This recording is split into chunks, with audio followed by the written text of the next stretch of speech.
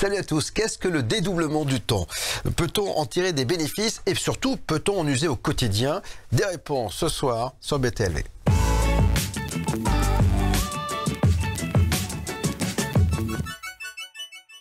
Et bien évidemment, lorsque l'on parle du temps et de son dédoublement, on a Jean-Pierre Garnier-Mellet qui est avec nous. Salut Jean-Pierre. Bon.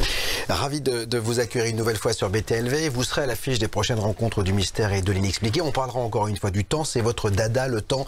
Je ne sais pas comment vous faites pour avoir une montre, tant celui-ci n'a rien à voir avec finalement vos travaux. Alors, je le disais, qu'est-ce que le dédoublement du temps? Il y a toujours, on va être obligé de le rappeler brièvement parce que effectivement il y a toujours de nouveaux abonnés, des gens qui vous ont pas découvert et qui vous découvrent chaque jour au travers les réseaux sociaux. Brièvement, avant de savoir comment on peut en bénéficier de ce dédoublement du temps et quelles sont les applications au quotidien, qu'est-ce que le dédoublement du temps? D'abord, tout le monde est au courant de ce qu'on appelle vulgairement la voyance. Oui. À savoir que je voudrais savoir le futur avant de le vivre. Je voudrais le connaître. Bon, ça, c'est déjà une supposition que le futur préexiste au présent. Oui. Alors, le dédoublement du temps apporte une chose complémentaire, à savoir que il existe deux temps en même temps, présent et futur, mais qu'ils ne s'écoulent pas à la même vitesse. C'est-à-dire, nous, on n'a pas le temps, et le futur a du temps. D'accord. Donc, quand j'envoie une information au futur, le futur la développe, fabrique un futur et me donne la solution Pour y accéder. pour y accéder. Oui. D'accord. Donc en fait, je fabrique mon futur Voilà. et ce futur me revient en me disant, voilà, je te donne les clés maintenant pour l'atteindre. C'est pas tout à fait ça. Ah. C'est-à-dire que c'est automatique. Dès lors que j'envoie une information dans le futur, c'est-à-dire je pense, immédiatement la conséquence de ma pensée est fabriquée dans le futur. Immédiatement. D'accord. Et je reçois la solution du futur instantanément. C'est-à-dire, en fait, je me pose une question et j'ai la réponse. C'est le principe de la voyance. D'accord. On va voir un voyant, pourquoi? Pour qu'il nous dise qu'est-ce qui se passe. Je pose ma question, j'ai la réponse. Comment ça se fait que j'ai une réponse de quelque chose qui va s'effectuer bientôt? Parce qu'il est déjà fait. Parce que dans un autre temps, c'est déjà fait. Ouais. Le problème, c'est que il ne faut pas prendre la voyance pour quelque chose de réel. C'est simplement une possibilité, un potentiel. Oui, parce qu'il y a plusieurs futurs possibles. Voilà, Ça. que je peux transformer. Alors, les plus sceptiques diront, c'est quoi votre preuve? Alors la preuve, c'est complètement blindé au niveau mathématique. Ouais. Ça, il n'y a pas de problème. Il y a même des applications dans le domaine scientifique. Bon, j'ai eu beaucoup de mal à faire connaître cela, mais ça y est, ça y est. Le problème, il faut aller plus loin. Puisque mon présent dépend d'un futur, alors maintenant, le dédoublement du temps me montre une autre chose, c'est que mon présent est le futur d'une autre réalité. D'accord. C'est le même principe. D'accord. Et dans cette autre réalité, je suis présent. C'est ce qu'on avait fait des émissions, c'était le double en fait. C'est le double, voilà. D'accord. Donc je suis dans deux temps en même temps. D'accord. Alors le problème est de bien faire le lien entre le double qui se pose des questions, j'y réponds, et moi en y répondant, je me pose des questions, et c'est le futur qui répond. D'accord. Et il faut que mon double puisse voir si ce futur correspond bien à ce qu'il veut. D'accord. Et comment ça se fait que ça, c'est nous qui le faisons? Comment vous expliquez que nos pensées fabriquent le futur? Parce que nous avons besoin de survivre à chaque milliardième de seconde. Notre corps réclame des informations. Il faut donc que dans un autre temps, on ait le temps de répondre aux questions que mon corps se pose. D'accord. Et c'est une question de survie.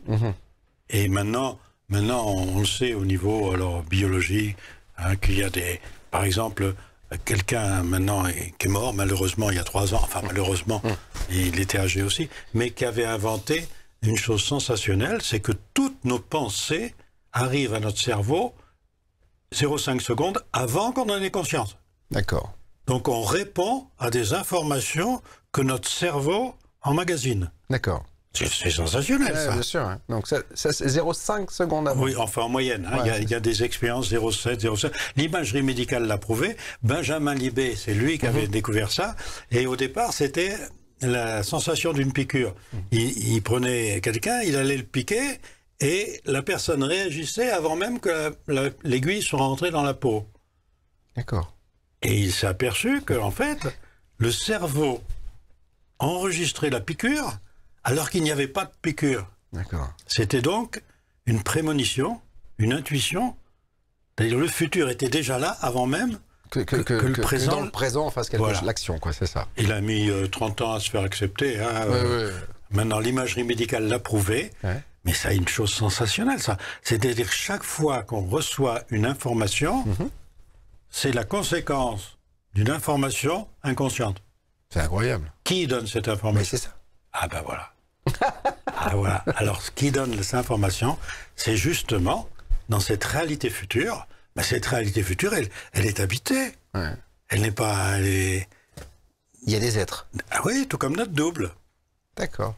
Nous avons un double dans ce qu'on peut appeler le passé, mais qui est un présent. Ouais. Ce présent a pour futur notre présent. Et dans notre futur, il y a des êtres comme notre double qui répondent à nos questions. Mais est-ce qu'ils sont conscients que nous sommes là? Non. Ah, d'accord. Pas plus que notre double. C'est des rêves, tout ça. D'accord. Mais les deux seules réalités identiques, celle du double et celle de notre futur, sont identiques. D'accord. Nous, on est au milieu, quoi. On est là pour faire le lien entre ces deux-là. D'accord. Car il faut arranger notre futur avant de le vivre. D'accord. Ok.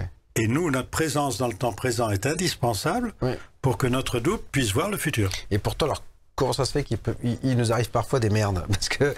Parce que nous, c'est notre pensée qui crée le futur. Et comme nous ne savons pas que nous avons un double et que ce double peut arranger notre futur toutes les nuits, comme personne n'est au courant de ça, les nuits ne servent à rien. Nous, on est sur Terre pour aller dormir. Alors, comment le double arrange tout cela la nuit? On va essayer donc d'en tirer les bénéfices de tout cela. Et surtout, comment on va appliquer ça au quotidien? Monsieur et madame tout le monde, quand on regarde cette émission, on se dit, ok, j'ai compris, etc. Et mon double, la nuit, peut arranger tout cela. Comment? Il suffit simplement que je l'envoie dans le futur, pendant la nuit, et c'est au moment du sommeil paradoxal que ça se passe. Il y a mon corps énergétique, qui est l'énergie de mon corps, est un corps. Ça aussi, c'est prouvé maintenant, ça y est, hein, on a un corps énergétique. Je vous signale au passage que les militaires le savent depuis les années 40. Ah. Oui, déjà. D'accord. Hein, que c'était utilisé dans l'espionnage. Oui, je me souviens. Bon, on en a parlé. On en a parlé. Bon, ce corps énergétique va faire vivre mon double dans sa réalité, pendant que le corps énergétique de mon double vient en moi. D'accord. Pourquoi? Pour aller dans le futur, voir ce que j'ai fabriqué. D'accord. Il arrange le futur. Le lendemain, quand je me réveille, mon futur est tracé à une condition. Je ne veux rien d'autre que ce que je reçois comme information. Alors concrètement, je me mets au lit, je fais quoi? Je parle, il faut que mon double vienne. Ah, bah ça c'est autre chose. Il faut contrôler l'endormissement parce que je ne peux pas contrôler le sommeil. Alors on fait quoi l'endormissement? Moi je suis allongé. Il faut que ma pensée ne fasse de tort à personne. Il faut que ma pensée fasse du bien à quelqu'un. J'ai appelé ça les pensées bienveillantes à l'égard des personnes. Je ne sais pas si vous avez remarqué que maintenant, à la télé, on entend parler de bienveillance sans arrêt. Ça vient de là. Hein. La bienveillance à l'égard de quelqu'un, c'est pour montrer que c'est totalement, comment dire, il n'y a aucun sentiment là-dedans. Je pense à quelqu'un, je ne sais pas à qui je vais penser. Tout d'un coup, paf, il pense à quelqu'un. Est-ce que ma pensée lui ferait plaisir? Pas difficile, ça. Oui, ça va. Je m'endors. Ah, d'accord. C'est tout. C'est tout. Il n'y a pas plus simple, hein. Mais alors, est-ce que vous pouvez, parce que, admettons, au niveau du business, le mec veut arranger son futur, parce qu'il y a des problèmes. Il fait quoi concrètement? Il dit quoi? Il appelle qui? Il fait quoi? Il n'y a rien à appeler. Il n'y a rien à appeler. Il faut juste qu'il pense à ça va aller mieux. Ma pensée ne fait de tort à personne. Je pense à ma belle-mère. Ma belle-mère est contente de ma pensée. Je m'endors. D'accord. Je ne sais pas si elle est vraiment contente de ma pensée, mais moi, je pense... Vous savez que ça lui fait pas de mal. Que ça lui fait du bien. C'est ça. C'est tout simple. Pourquoi c'est tout simple? C'est un réflexe. C'est un simple réflexe. Tous les bébés l'ont. Hein. Et ils ont immédiatement le sommeil paradoxal, que les Américains appellent le rapide mouvement des yeux, parce que là, les yeux tournent dans tous les sens. Le corps énergétique est parti, ça y est, c'est terminé. Et on se réveille le lendemain matin, on est bien. Et toutes nos cellules reçoivent l'information bénéfique du futur. Regardez, aussi pour une histoire d'être bien. Si vos cellules reçoivent des bonnes informations au cours de la nuit, Vous allez bien. vous allez bien. Ouais. Maintenant, vous mettez votre double de côté, vous savez rien, vous ne vivez qu'avec le futur. Car en fait, l'humanité actuelle ne vit qu'avec le futur. S'endort n'importe comment, même en pensant à faire le plus de mal possible. Oui, il y en a plein, oui. Hein, il y en a plein. Donc, ils détruisent leur corps. Les cellules prennent des informations qui ne sont pas faites pour elles. Une cellule qui sait qu'une information n'est pas faite pour elle, la refuse. Et si elle l'accepte et que c'est pas faite pour elle, elle peut même se suicider. Ça s'appelle l'apoptose. D'accord. Mais elle ne se suicide pas, là, puisque votre corps accepte toutes ces informations parce que votre double n'est pas là. Ouais. Eh ben, vous allez être pas bien, hein. Finalement, notre corps à nous, physique, c'est une poubelle, quoi, en fait. C'est-à-dire qu'il prend tout, tout, il n'y a pas de discernement. C'est le double qui est capable de nettoyer tout cela. Ah oui, nous pas. Ouais, nous, on n'est pas capable. Non. Regardez, par exemple, les cellules qui résistent le plus à ce suicide qu'on appelle l'apoptose, c'est les cellules cancéreuses. À une seule nuit, vous n'avez plus de cellules cancéreuses. Ah bon? Et vous dites ça, alors les gens disent, ils se croient à Lourdes. Ouais. Ils se croient... Écoutez, vous avez des cellules précancéreuses ou cancéreuses. Pourquoi? Elles n'ont pas reçu l'information qu'il fallait. On le sait maintenant au niveau physique, puisque ces cellules émettent des UV. Et les UV, c'est justement un temps très lent, donc le temps du futur. Le temps très rapide à côté des infrarouges, le temps des très lent. C'est pour ça que les anciens parlaient de la lumière et des ténèbres. Ouais. La lumière qui vous éclaire, les ténèbres qui vous emmènent au pieds sous terre. Voilà.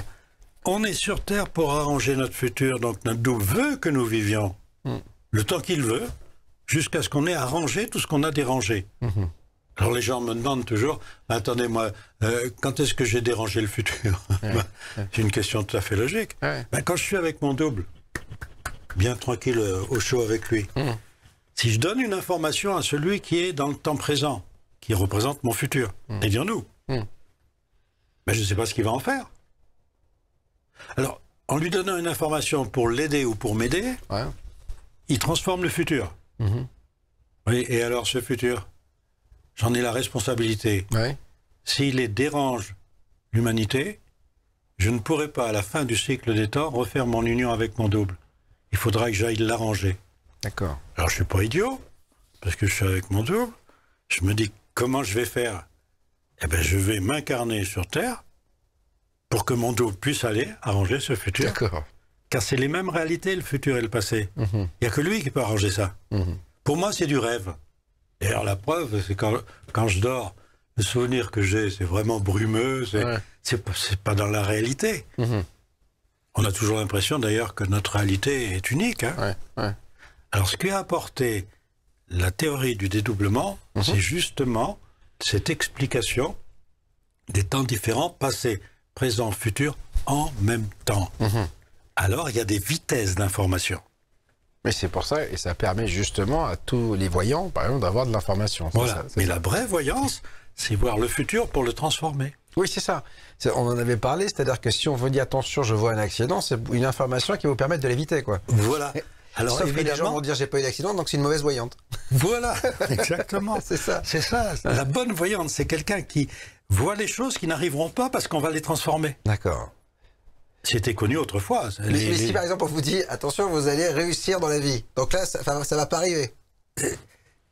C'est con. Ça dépend simplement. Si vous dérangez quiconque par vos pensées. Donc en fait, il faut qu'on soit effectivement dans le partage, dans l'altruisme, dans la sensibilité, dans l'humanité et dans la bienveillance. Parce que dès qu'on, finalement, si je pense à je vais réussir absolument, et je sais que dans ma réussite, je vais écraser 2-3 personnes autour de moi, ça ne marchera pas. C'est ce qu'on appelle sa volonté.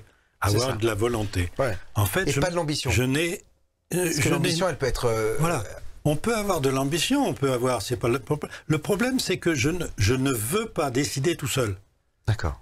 Alors qu'est-ce que je fais? Par exemple, je voudrais changer ma vie, je veux ci, je veux ça. C'est ma volonté. Ça sert à rien. Ça sert à rien. Par contre, dire à mon double, alors dire à mon double, ça veut dire quoi? Rien. Parce qu'il m'écoute pas. Mais par contre, je pense à faire du bien à quelqu'un par la pensée. D'accord. Là, j'ouvre le téléphone entre le passé et le futur. Ouais. Et là, j'arrange, sans le savoir, tout simplement parce que je ne fais de tort à personne. Mais tout ça, mathématiquement, ça se parce que vous êtes quand même un physicien, c'est-à-dire qu'à un moment donné, les maths, c'est votre truc.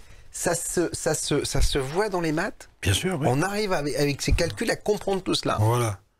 Voilà, oui, bien sûr. Il y a une équation qui permet de passer du passé au futur. Et cette équation, en fait, c'est la mesure du temps est élevée au carré, où vous prenez la racine carrée de la mesure du temps dans l'espace où vous êtes. Et au passage, ça m'a beaucoup plu, c'est quand j'ai découvert qu'en grec ancien, prendre la racine carrée, c'était prendre la côte de l'homme. Ah, c'est marrant ça. Adam et Ève, bien sûr. prendre la côte de l'homme. Comment mettre deux personnages qui sont dans deux temps différents, Adam et Ève, comment les différencier? Simplement que l'un, c'est la côte de l'homme de l'autre, et il n'y a pas de charcuterie, il n'y a pas de... Il n'y a rien, c'est simplement mathématique.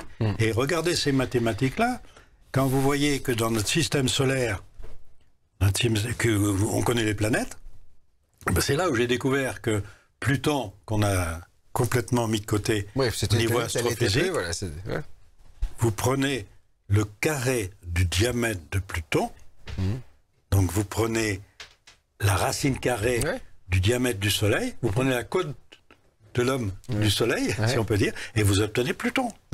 Pluton, c'est l'alpha, disaient les anciens, le Soleil, c'est l'oméga. Et le dédoublement, c'est l'alpha et l'oméga. Mais alors, les mathématiques là-dedans sont très nettes. Hein. Et n'importe quel mathématicien qui plonge là-dedans, il trouve son compte. Hein. Il n'y a aucun souci. Quand vous dites c'est la théorie, c'est-à-dire que c'est pas publié encore, c'est-à-dire que vous arrivez pas... c'est publié. Ah ouais? Bien sûr, c'est publié. Et alors, les autres physiciens, ils disent quoi par rapport à ça? Il y a ceux qui copient et qui dénigrent, et il y a ceux qui me suivent, et on va ensemble.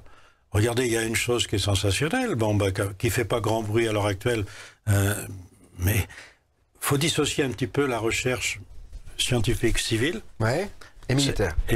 Et puis en France, la recherche des fonctionnaires et la recherche des non-fonctionnaires privés. Donc, il y a une chose qui est ahurissante, c'est que on connaît des tas de choses qui ne sont pas publiées pour le grand public. Pourquoi? D'abord parce que mathématiquement, c'est casse-pied. Mais si vous avez quelque chose dans le quotidien à appliquer, c'est ça le plus important. C'est pour ça qu'en expliquant comment vous pouvez être dans le quotidien avec ça, les mathématiciens disent « Où sont les mathématiques là-dedans ?» Voilà. Ils sont perdus en fait, c'est ça. Ils sont perdus. Mais moi, quand je vois quelqu'un qui a un corps complètement délabré et qu'on soigne à coup de chimie empoisonnante, enfin de poison violent, pour lui enlever par exemple un cancer, et que cette personne peut très bien s'en sortir parce que nous vivons la fin d'un cycle de dédoublement des temps. Ce n'était pas possible, simplement il y a un siècle. Maintenant, tout le monde est voyant, tout le monde est prophète, tout le monde est docteur de la loi, tout ce que les anciens appelaient ces docteurs de la loi, c'était quoi? Ils connaissaient la loi. Qu'est-ce qu'il faut faire? Arranger le futur avant de le vivre. Comment faire? À être couché.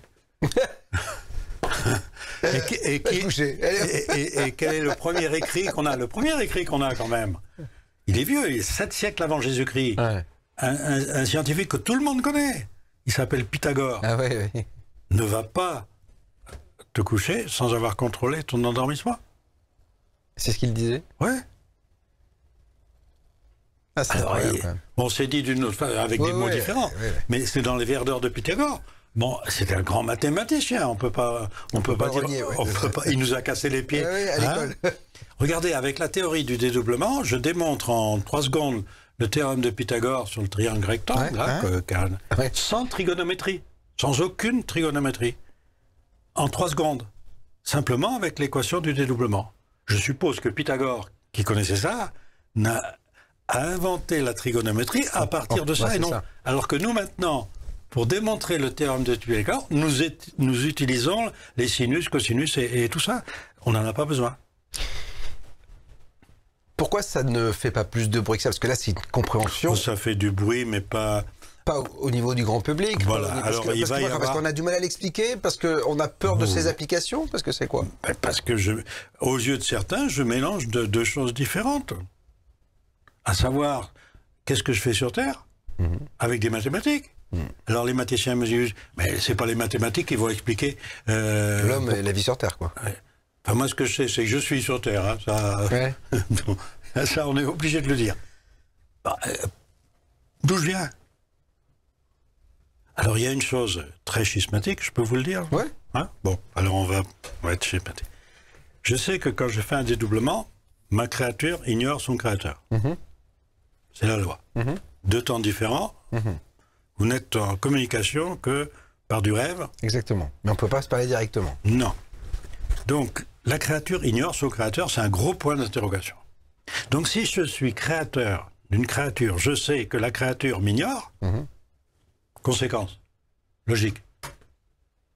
Bah, ne suis-je pas une créature qui ignore mon créateur? Oui, c'est ça, oui. Et comment je vais faire pour trouver mon créateur? Eh bien, je me dédouble. Pour aller voir dans le futur, le plus lointain futur, si les futurs se rejoignent entre mon créateur et ma création. Donc un créateur, c'est celui qui cherche un autre créateur. D'accord. Sans cesse. Ouais, je suis. Hein. Non, je sais bien, mais ça va pas du tout avec cette histoire d'un Dieu unique qui veille sur... Mais de toute façon, je crois que il y a les plus... comment dire, les plus religieux qui pensent qu'il n'y a qu'un Dieu unique. On a bien compris aujourd'hui, quand on commence à s'intéresser un petit peu de tout cela, que Dieu est partout, c'est nous qui sommes Dieu, on est créateurs. On peut dire que Dieu est en nous si on pense que le double, qui est une puissance infinie, créatrice infinie, est en nous. Donc ça, oui. Mais le problème, c'est qu'on oublie une chose, c'est que c'est lui le plus important. Ah oui, c'est lui le plus important. Ah bah oui, parce que c'est lui qui a le pouvoir de réparer de tout. Non seulement de réparer, mais il a l'immortalité en lui. Ouais. Et moi, on n'a pas d'immortels sur Terre à part nos académiciens. Donc, encore. Ils le sont d'une certaine façon. mais donc, ça veut dire que quand on va décéder, notre double, finalement, lui va continuer à vivre. Ça dépend de nous. C'est nous qui, grâce à notre incarnation, nous lui permettons d'aller arranger le futur. Et s'il arrive à arranger tout le futur avant que nous soyons morts, d'ailleurs c'est pour ça qu'il va nous faire vivre jusqu'à ce que ça soit là, ça s'appelle la bonne mort. Pourquoi? Parce qu'à la fin du cycle des temps, nous pouvons refaire l'union. C'est écrit dans un des écrits anciens, ça, vous avez l'évangile de Thomas qui le dit.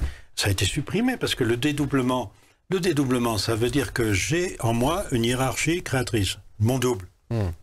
Qu'est-ce que j'ai besoin d'une hiérarchie sur Terre, dans le fond? Donc celui qui veut se faire passer pour mon double va supprimer l'idée du dédoublement. Car c'est très dangereux cette histoire-là. Regardez. Pourquoi c'est très dangereux?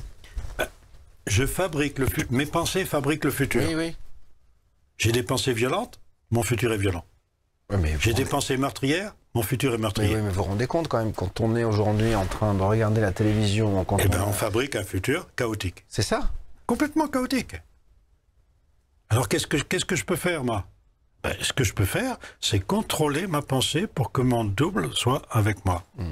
Si je contrôle ma pensée, immédiatement, mon double peut être avec moi. Il va rien me donner comme information. Si je suis cette logique. S'il me donne une information, il ne sait pas ce que j'en fais dans le futur. Donc l'information qu'il me donne sert à modifier le futur et il ne sait pas comment je le modifie. Alors que je suis sur Terre pour arranger le futur. Donc il ne me donnera aucune information. Alors vous allez dire, à quoi ça sert? La nuit. Toujours, la nuit à me coucher. On s'échange. D'accord. Et c'est lui qui va dans le futur. D'accord. Arranger mon futur. Chaque nuit, on est sur Terre pour aller se coucher, pour que notre double arrange le futur, pour qu'à un moment de notre mort, on n'ait plus aucune responsabilité dans le futur. C'est écrit dans le livre des morts des Égyptiens. Et c'est écrit en grec également. Tout ça, on l'a oublié. On a inventé des tas de choses qui ne servent à rien. Et vous disiez que finalement, c'était pas très connu parce que complexe à expliquer ou parce que les gens ne sont pas à même de comprendre tout cela? Parce que les gens veulent prendre le pouvoir. Et pour prendre le pouvoir, il faut à avoir un futur qui vous permette de le prendre. Donc il faut vouloir quelque chose que le futur veut. Or le futur, c'est la violence qui le ramasse. Le futur est excessivement violent. Mais si vous savez la force que vous pouvez avoir en contrôlant la pensée, vous allez vous mettre au milieu d'une bagarre, là, avec les policiers d'un côté, vous connaissez, puis en ce moment, c'est tous les samedis, donc en ce moment. Verts, jaunes et noirs de l'autre côté. Si vous contrôlez votre pensée et que vous êtes sûr que votre pensée ne fait de tort à personne, vous passez là sans problème. Tout le monde s'écarte.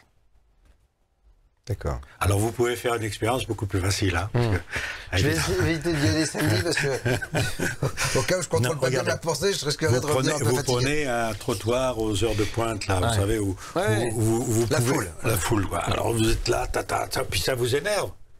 Vous contrôlez votre pensée dans le sens de à qui je pense. Attention, parce que c'est toujours la bienveillance envers quelqu'un. Toujours. Toujours. Et comment vous l'expliquez, ça? Parce que Pourquoi cette obligation d'être bienveillant? Parce que c'est quand même très, très particulier de se dire, tiens, je suis dans la foule, je vais penser à la bienveillance envers quelqu'un et ça va s'écarter. Bon, alors je vais vous donner un autre exemple. Alors. Vous échangez les potentiels quand vous êtes en bienveillance avec quelqu'un. Par exemple, tous les deux là, dont je contrôle ma pensée de façon que... C'est rapide, hein. Je sais très bien ce que je pense de vous, ça vous plairait. Avec mes critères à moi, qui ne sont pas les vôtres. Puis vous, si vous pensez la même chose pour moi, nous sommes tous les deux bienveillants, on est certain de notre bienveillance.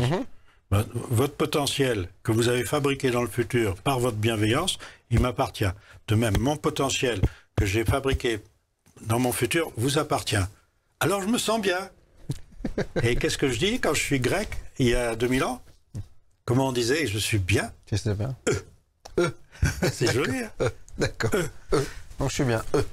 Voilà. Mais attendez, ça va plus loin. J'échange mes potentiels.